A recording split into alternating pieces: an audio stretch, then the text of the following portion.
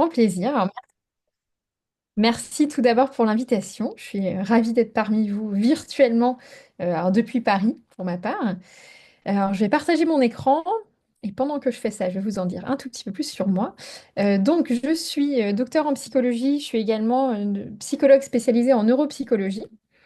Alors, est-ce que tout le monde voit bien mon écran? Oui, Oui, super. Et donc, je disais, je suis psychologue spécialisée en neuropsychologie. Je partage mon temps entre une pratique clinique où je reçois surtout des enfants et des adolescents, et notamment dans des problématiques de troubles du neurodéveloppement. Et le reste de la semaine, je suis chercheuse. Et donc mes intérêts de recherche sont surtout le développement du comportement qu'on appelle prosocial des enfants et des adolescents. Donc le comportement prosocial, c'est vraiment le comportement qui est volontairement et intentionnellement déployé pour le bénéfice d'une autre personne. Voilà, donc une vraie passion pour moi, j'adore ça. Et donc aujourd'hui, on va parler d'un sujet qui est un peu proche quand même, que sont les compétences sociales et les amitiés à la maternelle. Donc dans cette période vraiment spécifique du développement de l'enfant, entre en gros 3 et 5 ans, donc petite, moyenne, grande section de maternelle, en espérant qu'on ne sera pas interrompu par mon petit de maternelle qui lui risque de venir voir ce qui se passe. Alors, pour démarrer, pour les parents souvent, eh ben, l'entrée à l'école, ça fait un peu peur. Parce qu'on s'imagine, voilà, vous avez cette grande cour de récré, on s'imagine cette grande cour de récré avec tout ce qui s'y passe. On a peut-être des souvenirs de notre parcours scolaire, des souvenirs de la maternelle. Alors, moi, personnellement, j'ai grandi aux États-Unis où on démarrait l'école à 5 ans. Donc, c'est vrai que j'ai pas connu ces toutes petites premières années de maternelle. Mais souvent, même les parents me disent, ah, moi, je me souviens à la maternelle de ce qui m'était arrivé, ou au contraire, je me suis fait des super amis à la maternelle. Donc voilà, il y a un peu le poids des souvenirs des parents qui fait que bah, parfois on appréhende ou on anticipe l'entrée à l'école des enfants. Et c'est vrai que quand on regarde une cour de récré, alors là, c'est des plus grands, mais il s'en passe des choses. Rien que sur cette photo, on voit toutes les interactions qui ont lieu. Il y a des enfants qui courent, il y a des enfants qui discutent, il y a des groupes de 2, il y a des groupes de 3, 4, 5.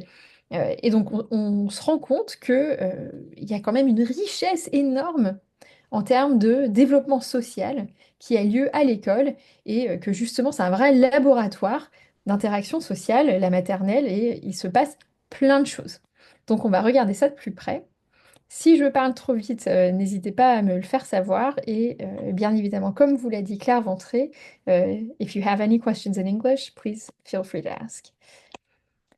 Alors, si on reprend un peu le bulletin officiel sur la maternelle, le rôle de l'école maternelle qui y est indiqué, c'est en premier lieu de donner envie aux enfants d'aller à l'école pour pouvoir apprendre, affirmer et épanouir leur personnalité. Alors moi, je trouve ça très beau parce qu'effectivement, là, on ne parle pas d'acquis scolaire. Là, on parle vraiment du devenir d'un individu, en fait. C'est apprendre à être soi-même dans cette période qui est quand même longue d'une vie, qui est la période pendant laquelle on va à l'école. Et donc la maternelle, c'est une école, encore une fois, c'est vraiment le discours officiel, où les enfants vont apprendre ensemble et vivre ensemble. Donc c'est vraiment finalement un peu ces premiers pas dans la société, en fait, en tant que tel, en tant qu'acteur de la société. Et alors après, en termes d'apprentissage, parce qu'évidemment, il y a un programme officiel à l'école maternelle en France, donc mobiliser le langage dans toutes ses dimensions, agir, s'exprimer, comprendre à travers l'activité physique, agir, s'exprimer, comprendre à travers les activités artistiques, construire les premiers outils pour structurer sa pensée et explorer le monde. Et finalement, on voit à quel point, en fait, les interactions sociales, elles se jouent dans chacun de ces apprentissages. Le langage, bah, pourquoi on le mobilise? Bah, c'est pour interagir. L'activité physique, c'est souvent des jeux de groupe, il y a des équipes. Pareil pour les activités artistiques, on apprend aussi à parler de ces productions artistiques. Et donc, voilà, c'est vraiment finalement, quand je dis le laboratoire des interactions sociales, c'est ce moment extrêmement privilégié où on passe de la toute petite enfance et on fait le pont avec l'enfance, avec l'école primaire, avec tout ce que ça implique en termes de socialisation. Donc, le bulletin officiel qui nous parle de vivre ensemble, euh, finalement, il y a une progression qui passe du vivre ensemble à l'amitié, parce que l'amitié, c'est une notion qui est quand même assez forte. Et donc, qu'est-ce qui se passe au niveau des amitiés à l'école maternelle? Comment ça se construit? Déjà, ça implique d'aller faire un petit tour dans ce que c'est l'amitié sur le plan du développement. En fait, qu'est-ce qui se passe? Qu'est-ce qu'on mobilise pour entretenir, créer et entretenir une amitié? En tant qu'adulte, on se pose peut-être pas assez souvent la question. On a nos amis, ou alors on s'éloigne un peu de nos amis avec les déplacements dans la vie, l'âge, les contraintes familiales. C'est vrai qu'on ne se pose pas tellement la question de tout ce qui s'y joue. Et je trouve que c'est un point intéressant, et c'est vraiment ce que je voulais évoquer avec vous, c'est en fait quels sont les mécanismes cognitifs de développement de l'enfant, en fait, qui vont soutenir ce vivre ensemble et qui vont soutenir le développement des amitiés. Et justement, qu'est-ce qui se passe chez les tout petits à la maternelle? Donc, effectivement, si on regarde juste les amitiés en tant que telles, euh, qu'est-ce que ça implique de former des amitiés? Bah alors déjà, je engage mon attention envers autrui. On le voit très bien. Quand on est en interaction avec quelqu'un et que leur attention n'est pas pleinement tournée vers nous, vous avez peut-être des personnes dans votre entourage qui sont souvent sur leur téléphone, par exemple, quand vous essayez de leur parler. Eh ben, on voit que c'est pas agréable. En fait, ça permet pas de maintenir un lien de qualité. Donc, on engage son attention envers autrui. On contrôle son comportement pour s'adapter à la situation. C'est-à-dire que bah, c'est pas seulement moi dans la manière dont je veux me comporter, mais je prends la situation dans son contexte, je regarde ce qui se passe, je m'adapte, je comprends et j'interprète les émotions sur le visage de mon interlocuteur. Donc la personne en face de moi, déjà, je dois comprendre ce qui se passe. Pourquoi elle fait cette tête-là? Ah ben, qu'est-ce que ça veut dire, surtout? Est-ce que ça veut dire quelque chose par rapport à mon comportement aussi? Donc il y a la compréhension, il y a l'interprétation des émotions. Donc ça, on le fait un peu automatiquement, nous, mais c'est quelque chose qui se met en place quand même dans l'enfance. On essaie de comprendre bah, à partir des émotions les pensées de la personne, ses intentions. Qu'est-ce qu'elle voulait dire par là? Mais si elle dit ça, est-ce que ça veut dire qu'en fait elle voudrait faire ça? Donc on va en parler, mais cette prise de perspective qui est mise en jeu. On gère ses propres émotions, parce que peut-être que ce que la personne va dire ou faire, on n'aime pas trop, ou alors on est très très très excité. Je vois pour les enfants parfois quand vraiment il y a plein d'énergie, bah, il faut arriver à gérer aussi pour essayer d'équilibrer un peu tout ça. Et on peut mettre de côté ses propres envies pour trouver un sujet de discussion commun. Donc ça implique encore une fois, de la prise de perspective et aussi vraiment de ce qu'on va appeler, nous, de l'inhibition en neuropsychologie. L'inhibition, euh, c'est pas vraiment ce qu'on peut entendre par le terme inhiber, mais au contraire, c'est le fait de pouvoir contrôler les réactions automatiques et les comportements automatiques qu'on va avoir. Donc parfois, on le voit bien avec les petits-enfants, quand ils ont vraiment envie de parler de quelque chose, parfois ça peut pas attendre. Et donc petit à petit dans l'amitié, on apprend en fait à mettre de côté ça de temps en temps pour arriver à trouver un sujet de discussion commun et à arriver à avoir un peu un tour de parole qui va venir être bah, plus satisfaisant pour tout le monde. Il y a un point également qui est crucial, qui est que l'amitié se fonde aussi sur le développement de la mémoire. Petit à petit, on le voit bien chez les tout petits, hein, la mémoire épisodique, ou sa mémoire des souvenirs, elle n'est pas très forte. Elle va venir se solidifier. C'est vraiment en lien avec le développement cérébral et la zone qu'on appelle l'hippocampe, qui est vraiment dédiée à la mémoire des souvenirs. Donc, ça va vraiment venir se solidifier. Et donc, petit à petit, les enfants vont former des souvenirs plus précis, des souvenirs plus riches. Et donc, ils vont pouvoir se souvenir de la manière dont leur camarade s'est comporté vis-à-vis d'eux, ou ils se sont comportés vis-à-vis de leurs camarades, comment ils se sont ressentis, comment ils se sont sentis dans ce moment-là. Et donc, grâce à ces souvenirs qui deviennent de plus en plus riches, en termes de ressenti émotionnel, de détails, eh ben, on apprend finalement à pouvoir prédire, en termes de probabilité, si on va pouvoir compter sur une personne sur le long terme. Et donc c'est vraiment cet esprit finalement probabiliste qui va venir se développer et qui est basé sur un renforcement des capacités de mémoire. Et enfin, tout ça, en fait, tout ce que je viens de vous dire, ça permet de prendre un pas de recul et de pouvoir réfléchir à son amitié avec une personne. C'est vraiment ce qu'on appelle la métacognition. C'est réfléchir à comment on réfléchit. Donc c'est je réfléchis à cette relation, je réfléchis à bah, comment je me comporte dans cette relation et je prends du recul sur mes valeurs, les valeurs de cette personne-là, et finalement, on finit par caractériser, oui ou non, cette relation en tant qu'amitié. Et alors, bien évidemment, il y a plein de recherches sur l'amitié qui nous montrent que les amitiés améliorent tout au long de la vie, hein, l'estime de soi, le sentiment de sécurité affective.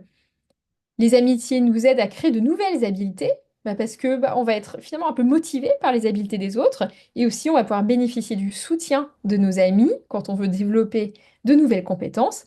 Et là, je trouve que c'est particulièrement parlant quand quand on s'adresse à des personnes de différents pays et l'Europe, c'est aussi que ça permet de favoriser le partage culturel. C'est intuitif, mais c'est toujours bien d'avoir des études qui nous le montrent et qui nous donnent des chiffres qu'effectivement, les amitiés permettent un meilleur partage culturel. Donc l'amitié, c'est super, mais vous voyez à quel point ça fait intervenir énormément de compétences cognitives qui sont encore en émergence chez les tout petits. Donc comment on arrive jusqu'à cette amitié depuis, on va dire, l'entrée dans la petite section à l'âge de 3 ans à peu près? Alors, il y a des choses qui se mettent en place super tôt. Si vous avez des enfants ou si vous évoluez autour d'enfants et de très très jeunes enfants, en fait, le développement social, il commence presque à la naissance. Le premier signe visible pour les parents, souvent vers 1, 2 mois, c'est le sourire du bébé, du nouveau-né, en réponse au sourire de ses parents, au visage des adultes qu'il a l'habitude de voir.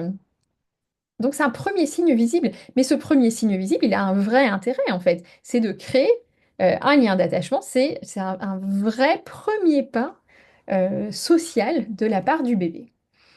Et donc ce qui est intéressant, c'est de regarder sur le développement qu'on va appeler socio-cognitif, parce qu'il y a le développement cognitif, vraiment des compétences cognitives, on a parlé de la mémoire, on a parlé de l'attention, et donc, comment ça s'intègre dans le développement social, donc des interactions?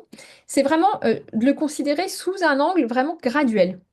Donc, petit à petit, les bébés et les jeunes enfants, ils vont expérimenter les choses.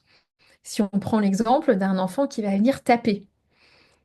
Bon, souvent, c'est vrai que les parents, quand c'est leur premier enfant, ils sont un peu stressés à l'idée que leur enfant de 2 ans, il tape ou alors il mord.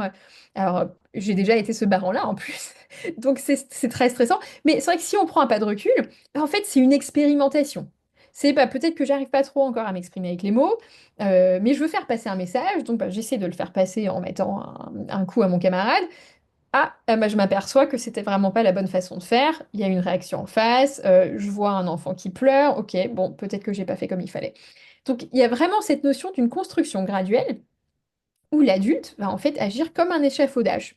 Donc, c'est vraiment imaginer l'adulte comme un échafaudage qui aide petit à petit l'enfant à construire son développement socio-cognitif et expérimenter. Et c'est vraiment là où les interactions sociales, elles ont un énorme rôle. Parce qu'en fait, on ne peut pas expérimenter tout seul. Enfin, on peut, mais on aura, on en apprendra plus, on en apprendra plus si on expérimente avec une personne en face. Parce qu'on voit, il y a une réponse. En fait, il y a une réponse, il y a une action en retour. Et donc, il y a vraiment un peu ce jeu de ping-pong qui se met en place et qui va aider l'enfant dans son développement socio-cognitif. Et l'école, pour ça, si on revient un peu à la mission de l'école qui est indiquée officiellement, euh, c'est ça aussi le vivre ensemble. C'est apprendre à s'adapter, c'est apprendre à faire ce jeu de ping-pong. Si, ok, je tente ça, ah non, ça, bon, ça n'a pas marché, ou je tente ça, ah, ok, et ben, du coup, j'ai eu une réponse qui me convient bien émotionnellement et qui a l'air de rentrer dans ce qu'on attend de moi aussi, dans ce contexte. Et donc, dès le plus jeune âge, c'est aussi le terrain où les enfants vont commencer à expérimenter avec ce qui est bon ou mauvais. Et donc nous, on va parler, en tout cas en recherche, de développement qu'on appelle moral. Alors qu'est-ce qu'on entend par développement moral? C'est vraiment ce raisonnement sur les bonnes ou les mauvaises façons d'agir, que ce soit en termes de justice-injustice, que ce soit en termes d'équité, par exemple ce qui est équitable, ce qui est égal, alors égal mais ensuite équitable.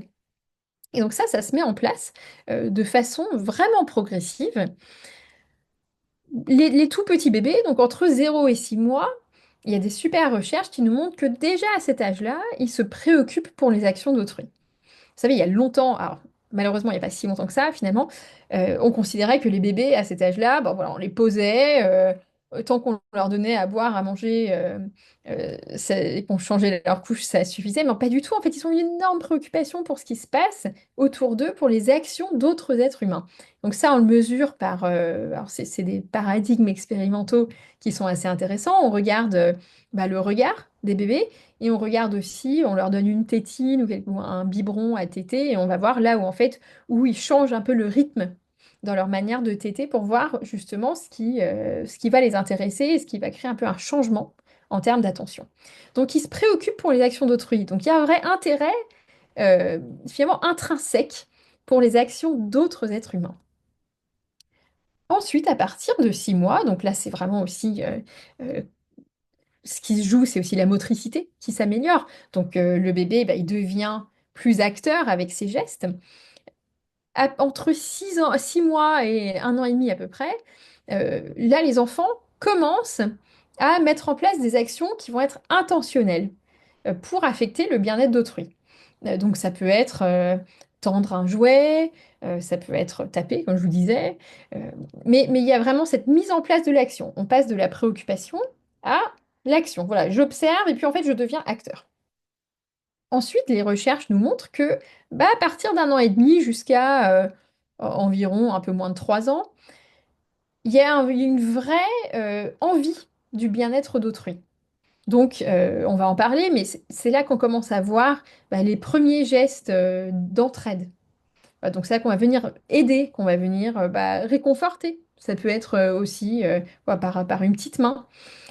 Et ensuite, et donc là, on rentre vraiment dans l'âge de la maternelle, il y a un vrai développement moral, il y a une étape que passent les enfants, parce que là, ils arrivent, alors déjà, ils arrivent mieux à verbaliser, bien évidemment, avec le langage, mais ils verbalisent un jugement qui est réellement positif, ils jugent positivement le fait de promouvoir et de protéger le bien-être des autres.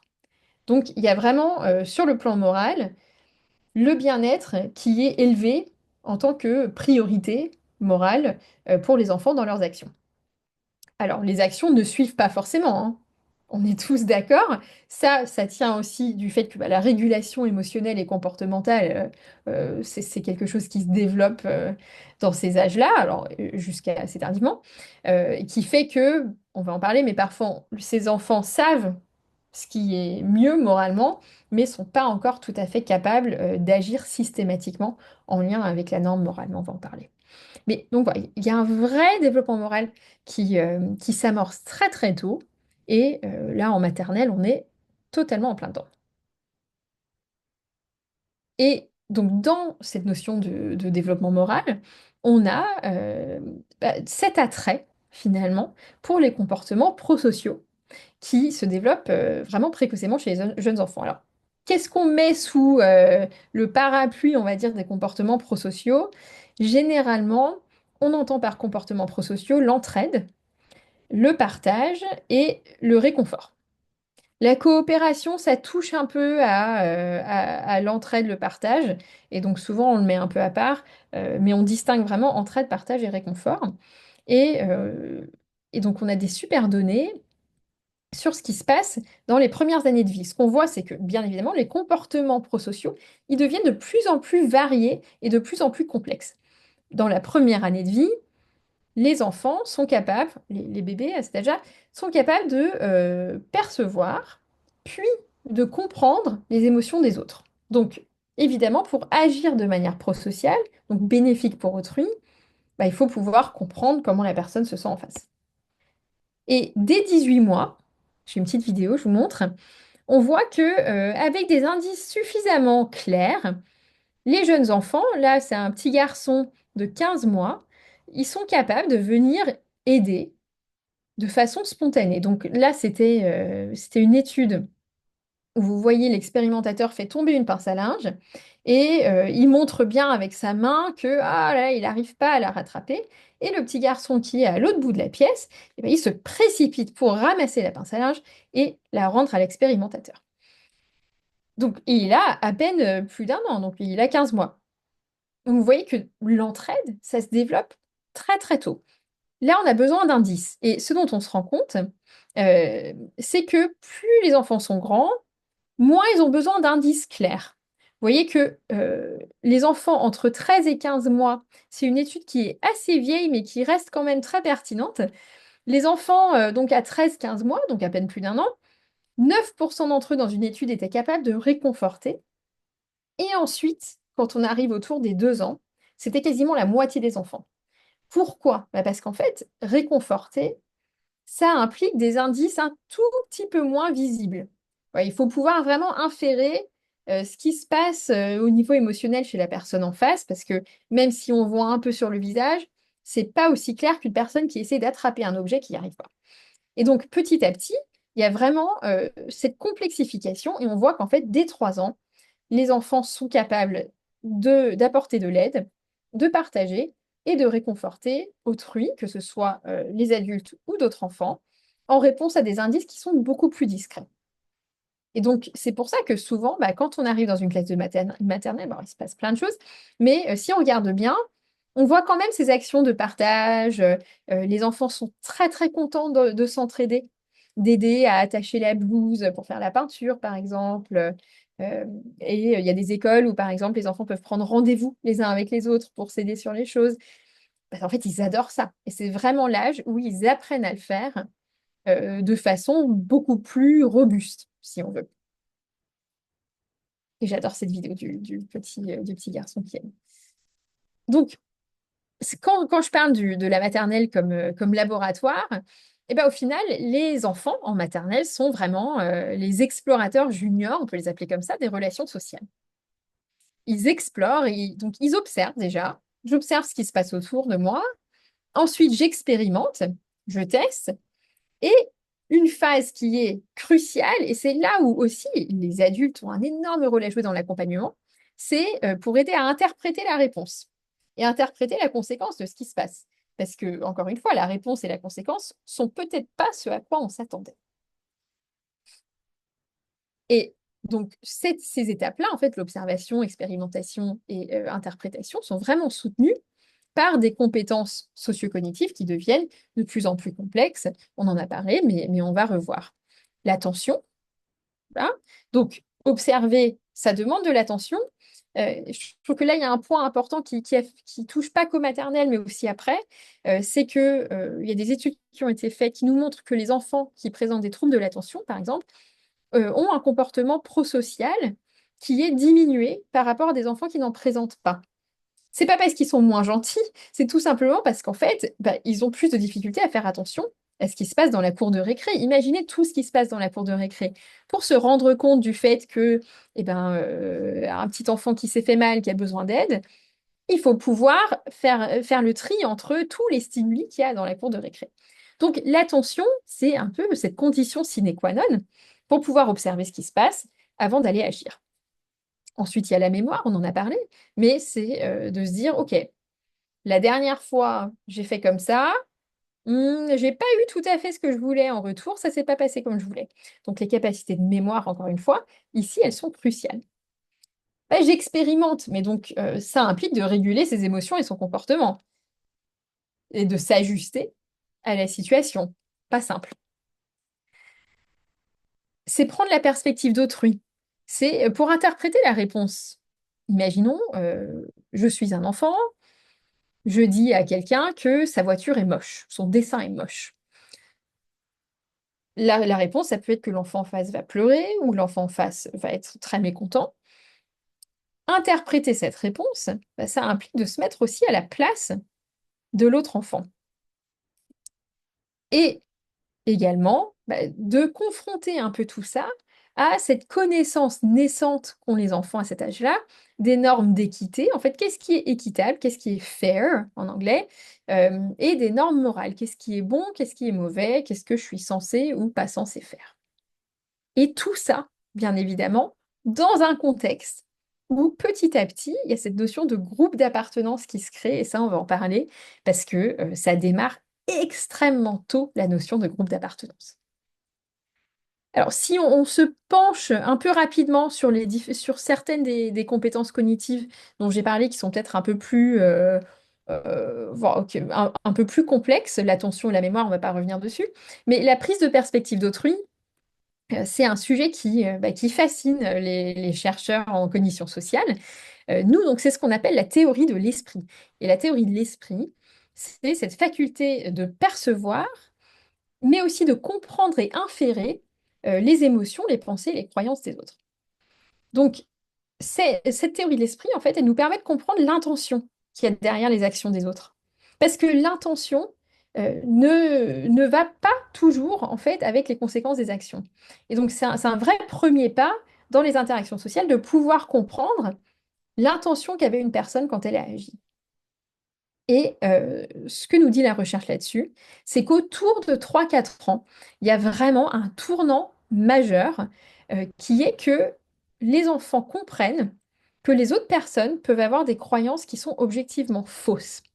Et pour tester ça, il y a une expérimentation qui est assez classique où on a un enfant qui place quelque chose dans un récipient, ou ça peut être un placard. Là, par exemple, vous avez un placard.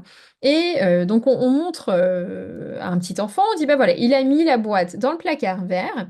Ensuite, il est sorti de la pièce. Et pendant qu'il n'était pas dans la pièce, il voyait rien. Sa maman est rentrée et elle a enlevé la boîte jaune et elle l'a mise dans le placard bleu. La maman sort. Le petit garçon revient. À ton avis, il va aller chercher la boîte dans quel placard? Alors, avant 3 ans et demi, autour de là, les enfants vont dire, ah bah il va aller chercher dans le placard bleu parce que bah, c'est dans le placard bleu. Donc ils n'arrivent pas à dissocier ce que eux savent comme étant vrai de ce que le garçon en fait va savoir de la situation.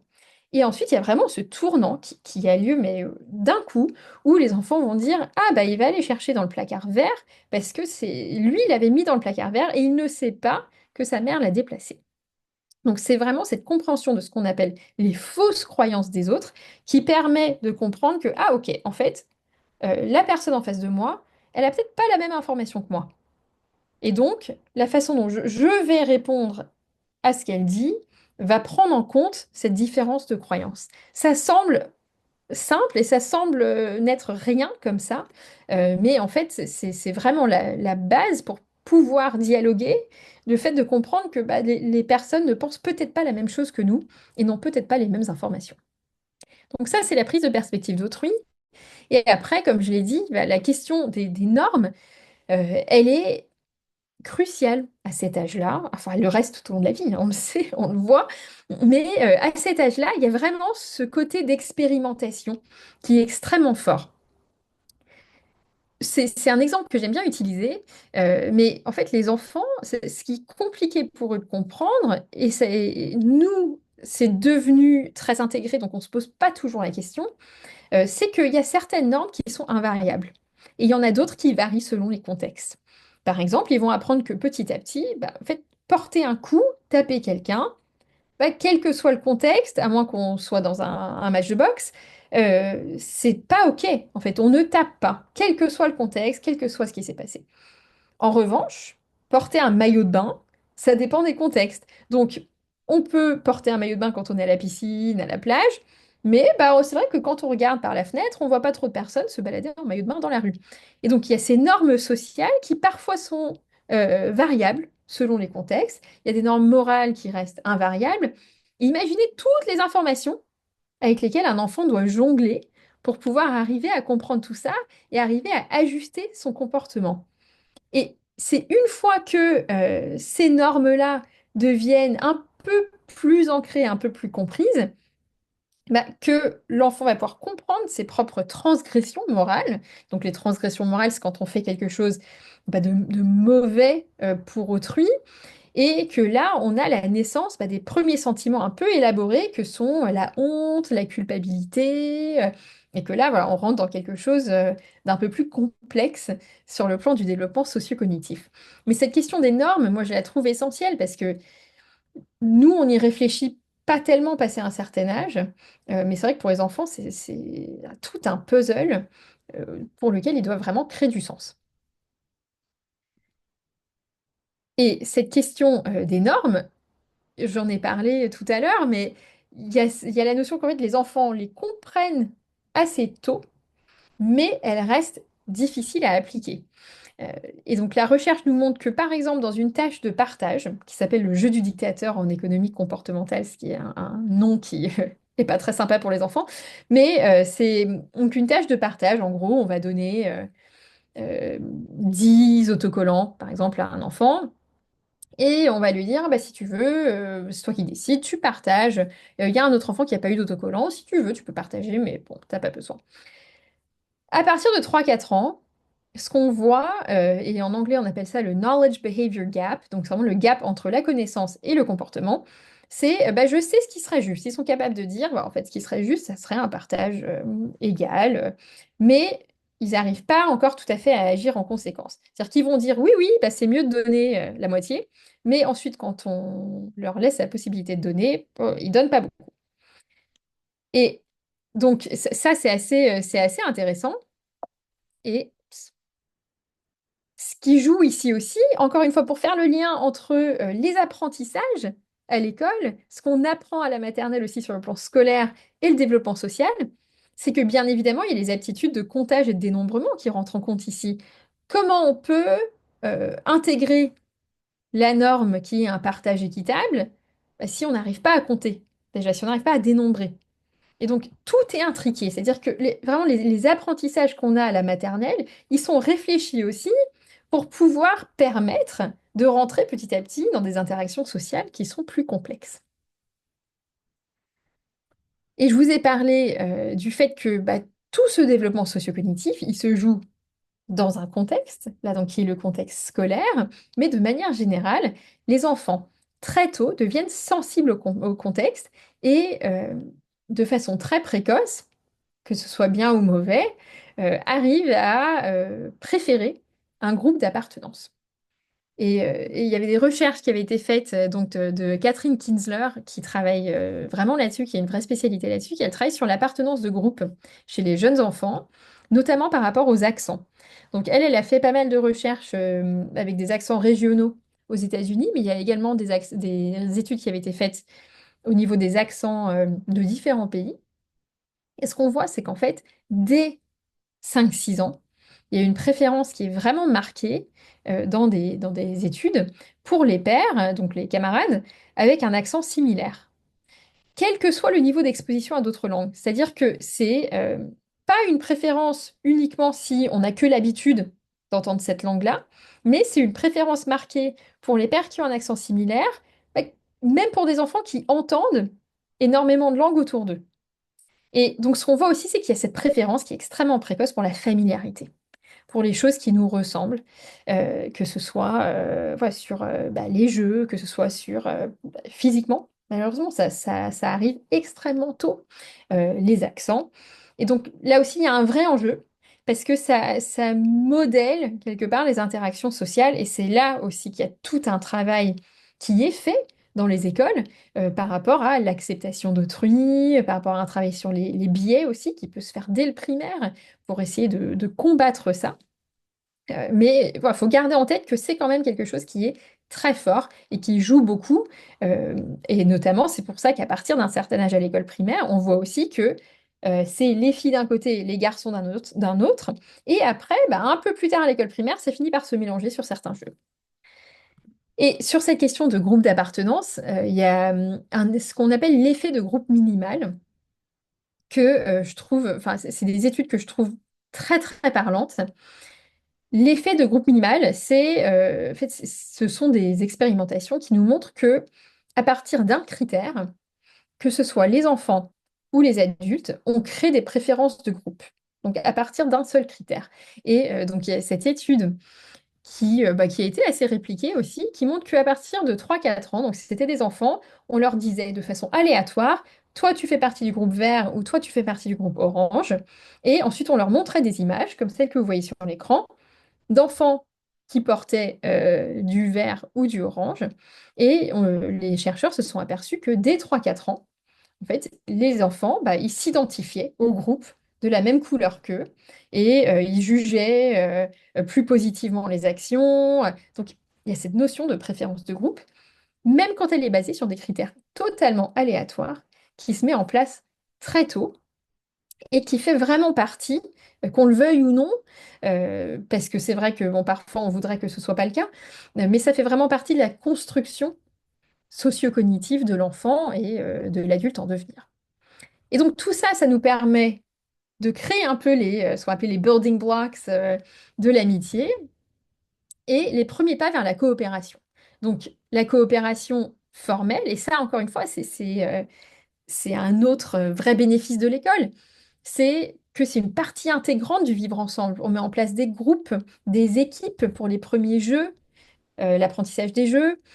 Et donc, ce qu'on sait de la recherche, c'est que agir avec autrui, donc dans une démarche de coopération, ça augmente les comportements prosociaux envers cette personne. Et ça, c'est tout au long de la vie. Ça démarre à 3 ans jusqu'à l'âge adulte. Donc la coopération, ça a vraiment du bon, ça crée des bénéfices pour tout le monde. Et c'est un vrai jeu d'équilibriste, de prise de perspective. On parlait de la théorie de l'esprit tout à l'heure, mais ça implique de prendre en compte ses propres désirs, ses propres buts et objectifs, mais aussi ceux de la personne en face pour s'assurer qu'on arrive à quelque chose qui est à peu près bénéfique pour tout le monde. Et donc là, on part sur la coopération et donc petit à petit, on va vers quelque chose encore un peu plus complexe, qui est la notion de réciprocité et qui est aussi un des fondements de l'amitié. D'abord, les enfants apprennent à partager un jeu. Vous voyez, chez les tout petits, souvent, ils jouent côte à côte. Et après, il y a un moment, ils vont commencer à jouer ensemble. Et le fait de jouer ensemble, ça pose vraiment les bases de ce qu'on va appeler l'échange réciproque. Chez les enfants de 4-5 ans, ça va être ah tiens, tu joues avec la voiture, puis je joue avec la voiture, puis tu joues, puis je joue, mon tour, ton tour. Et petit à petit, ça devient différé. C'est ah bah j'ai joué avec ta voiture la semaine dernière, et donc là maintenant, est-ce que tu peux me prêter la tienne? Voilà, donc c'est aussi, encore une fois, pour refaire le lien avec le développement cognitif, il y a aussi le développement de la notion de temps qui joue là-dedans. Donc on arrive à mieux se représenter le temps qui passe et ça joue dans le fait de différer cette réciprocité. Et dès 3 ans, en fait, il y a un vrai alignement du comportement à celui de la personne en face quand on joue. Et petit à petit, donc à partir de 5 ans, les enfants sont vraiment capables de se projeter vers l'avenir, planifier dans leur façon d'échanger, d'être réciproque. Et ce qui est intéressant, c'est que cette norme de réciprocité, je prête, puis tu prêtes, elle est pas culture dépendante. Elle est assez homogène à travers les cultures, donc un peu comme l'âge de la marche, vous voyez. Et c'est quelque chose qu'on retrouve vraiment partout. Donc c'est un fondement de l'amitié. Et donc on a parlé de réciprocité, il y a aussi la notion de confiance sur laquelle se base l'amitié. À partir de 3-4 ans, on le voit donc encore une fois, c'est très précoce à l'âge de la maternelle. Les enfants ont plus tendance à partager avec leurs camarades proches. Là, j'ai mis des amis. Vous voyez, c'est en plus des camarades proches. Même quand le partage est anonyme, donc le camarade ne saura pas que c'est eux, et qu'ils ont peu de chances de recevoir quelque chose en retour. Donc c'est qu'il y a un vrai rôle affectif de l'amitié qui se met en place assez tôt. Et après, à partir de 5 ans, ce qu'on voit, c'est que l'amitié est vraiment fondée sur une notion de confiance, ou de ce qu'on va appeler la reliability en anglais. Le fait de pouvoir compter sur quelqu'un, c'est une étude que je trouve assez intéressante où justement on propose à des enfants deux choix. Soit ils ont le choix entre la boîte marron dans laquelle un ami aura partagé une ressource qu'il a et l'aura mise dans la boîte marron, sans savoir ce que l'ami a mis dedans, enfin quelle proportion en fait l'ami aura mis dedans, ou une boîte grise où ils sont sûrs d'avoir quelque chose, mais peut-être un peu moindre que si l'ami a beaucoup partagé. Et ce qu'on voit, c'est qu'en fait, à partir de 5 ans, les enfants choisissent significativement plus la boîte où leur ami a mis quelque chose. Donc, ils font vraiment confiance à leur ami pour partager de façon équitable et pour finalement gagner plus de cette confiance que de choisir une boîte où ils sont sûrs d'avoir quelque chose, mais peut-être quelque chose d'un peu, éventuellement plus, mais éventuellement moins que ce que leur ami aurait partagé avec eux. Donc il y a cette notion de réciprocité et il y a cette notion de confiance qui bâtissent vraiment ces premiers pas vers l'amitié. Mais amitié, ça veut aussi dire conflit. Et c'est quelque chose auquel il faut s'habituer en tant que parents. Les enseignants ont vraiment l'habitude de ça, mais avec les relations sociales viennent forcément les conflits. Les conflits, ça mobilise plein de capacités cognitives. La régulation des émotions, bah, la planification, la prise de perspective d'autrui, mais ça aide aussi à développer énormément de choses. Donc apprendre à se justifier, justifier ses choix. Et donc, est-ce que c'est juste? Est-ce que c'est injuste, ce choix-là? Donc, ça participe au développement des normes, ça participe au développement de l'assertivité, dire ce que je pense, dire ce que je ressens, dire ce que je voudrais dans cette situation. Et donc, les conflits en soi, à la maternelle, ça peut être super, parce que c'est vraiment un terrain d'expérimentation, encore une fois, sous le regard bienveillant, des adultes qui veillent à ce que ça dégénère pas trop. Alors, j'ai parlé de plein de choses, mais finalement, qu'est-ce qu'on peut retenir un peu de tout ça? Bah déjà que la maternelle, c'est une période absolument essentielle dans le développement des relations sociales et des amitiés. C'est une très très belle période de vie. C'est vrai que souvent on parle des 1000 premiers jours, mais c'est vraiment un moment où il y a une ébullition sur le plan des relations sociales et une expérimentation. Et donc c'est une très jolie période sur ce plan-là qui est vraiment soutenu par un développement des capacités cognitives, des capacités socio-cognitives, qui permet un meilleur raisonnement social, ce qui permet ensuite d'arriver à l'âge des 7-9 ans, où là, on va réfléchir à la réputation, là, c'est encore autre chose. Et enfin, la maternelle, c'est un lieu qui permet d'expérimenter avec ses relations sociales, avec le rôle qu'on peut commencer à jouer dans les relations sociales en toute sécurité. Parce qu'on a les enseignants qui veillent, les ATSEM qui veillent. Et donc, c'est vraiment un lieu où l'enfant bah, peut aussi se sentir libre de tester des choses et de devenir bah, ce citoyen, finalement, en devenir, qui apprend à interagir en société. Je vous remercie et si vous avez des questions, je serais ravie d'y répondre. Merci beaucoup, Lucie Rose, pour cette présentation vraiment très intéressante. Et puis, donc, je propose à Sophie Thuillier de prendre ma suite. Et donc, peut-être, voilà, si vous avez des questions, je vous invite à utiliser le petit signe lever la main. Comme ça, on peut vous redonner la parole. Euh, Moi, j'aurais juste une question, c'est que on voit souvent à la maternelle des activités, par exemple, en classe aussi, où les élèves sont seuls. Donc, vous préconisez de mettre en place plutôt des activités où les élèves partagent. Alors, je pense qu'il y a un bon équilibre à trouver, c'est vrai. Le partage est extrêmement important, mais bah, apprendre à travailler un tout petit peu en autonomie, apprendre à maintenir son attention sur quelque chose qu'on fait seul, aussi, c'est important. Et c'est des moments où bah, les enfants apprennent à pas se laisser distraire par les autres. Donc, c'est vrai que je pense que les activités seules bah, sont importantes sur le plan du développement de l'attention, de l'autonomie. Mais les activités où il y a du partage sont absolument essentielles pour le développement social. Merci beaucoup.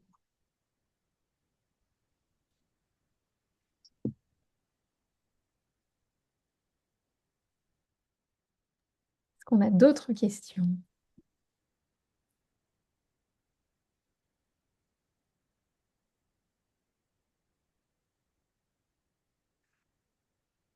A priori, pas de questions. Si? Pas de questions. Tout était très clair. Bon, J'avais une question. Vous m'entendez? Oui, oui.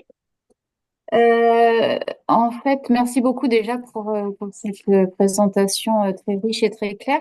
J'avais une question par rapport à cette notion d'appartenance à un groupe déjà bien ancré chez les très jeunes enfants.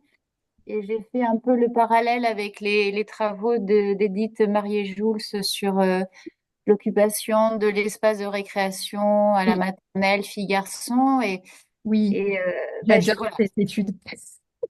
Voilà, je me posais la question par rapport à ça. Est-ce que justement à cet âge-là, en gros, hein, est-ce qu'il faut pas leur fiche la paix, filles, garçons, ou il faut continuer à faire ce travail?